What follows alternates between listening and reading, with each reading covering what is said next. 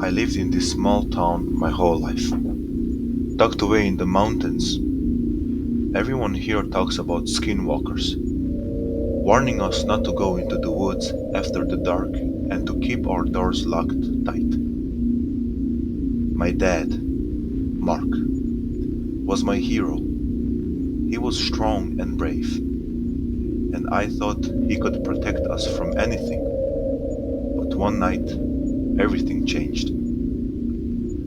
It was a chilly autumn evening when my dad went hunting. I was 10, and my little sister, Emma, was 8. My mom, Sarah, was in the kitchen cooking dinner, and I was in the living room flipping through a comic book. The warm glow of the fireplace made me feel safe, like nothing could touch us. Then I heard it, the voice calling from outside. Sarah,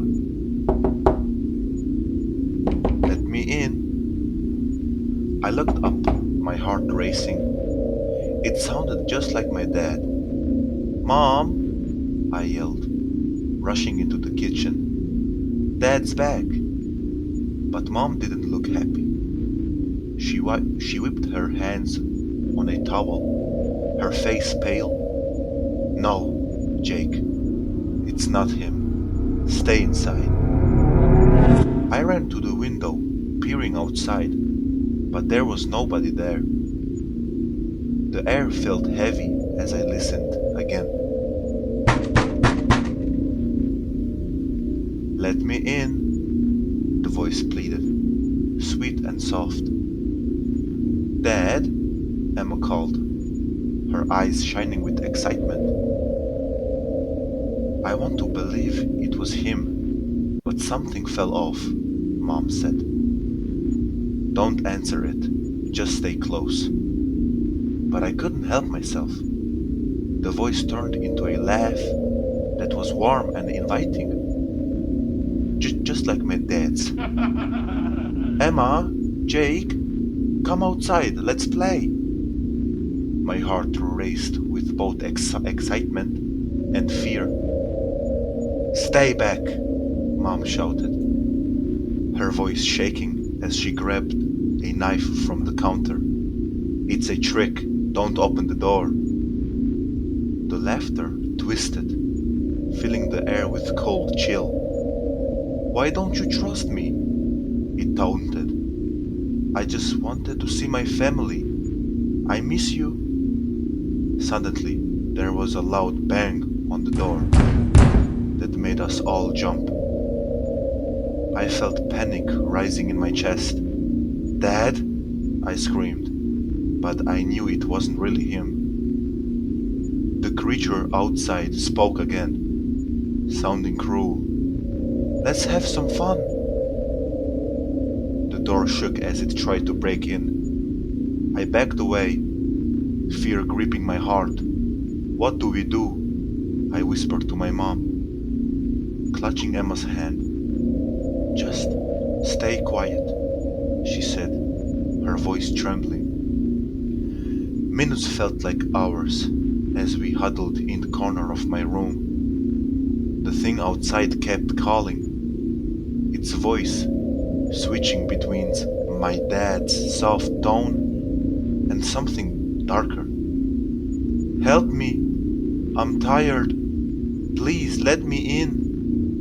My mom barricaded the door, but I could hear it scratching, trying to get in. You can't trust it, Jake, she whispered. It's not your dad. It's a monster. I peeked through the cracked door. There, in the hallway, stood a tall figure. It looked like my dad, but with empty eyes and a twisted smile. Let me in, it cried, but its voice was wrong, turning into a screech. I'm your father. Get away, my mom yelled, tears streaming down her cheeks. In that moment, it lunged at the door. Mom threw open the window, yelling for us to jump. Go now! I grabbed Emma's hand and we leapt out into the cold grass, running into the woods without looking back. Behind us, the creature's voice echoed, filled with rage. You can't escape me. I'll always be with you. Days turned into weeks, and we never went home. I grabbed Emma's hand, and we leapt out into the cold grass, running into the woods without looking back. Behind us, the creature's voice echoed, filled with rage. You can't escape me.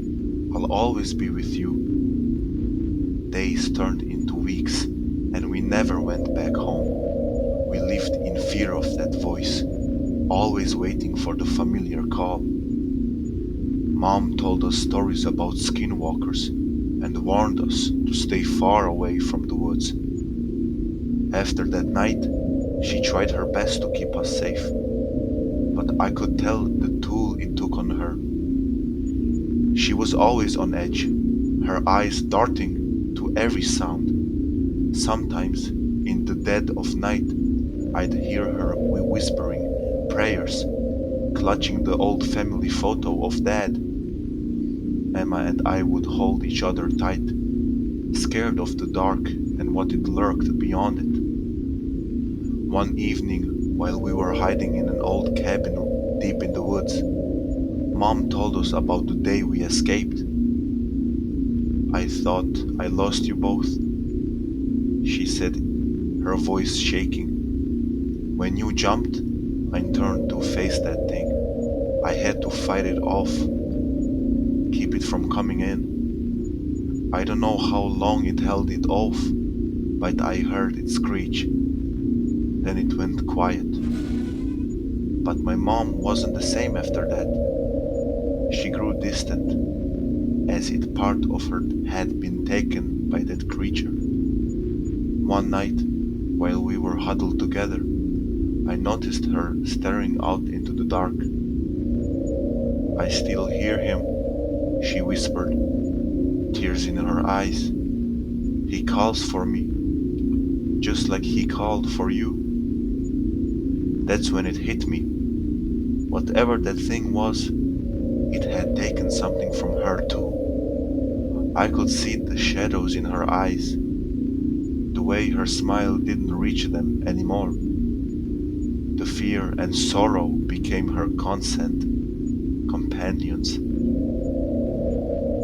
Now, years later, I still remember that night. Sometimes I wake up in a cold sweat, hearing my dad's voice in the wind, whispering my name. In those moments, I can't tell if it's really him or if it's that thing that wore his face.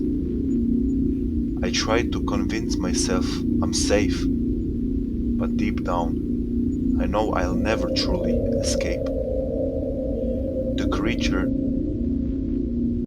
is still out there, lurking in the shadows, waiting for a moment of weakness to reclaim its voice. And I worry that it's not just me who's in danger. It calls for my mother too.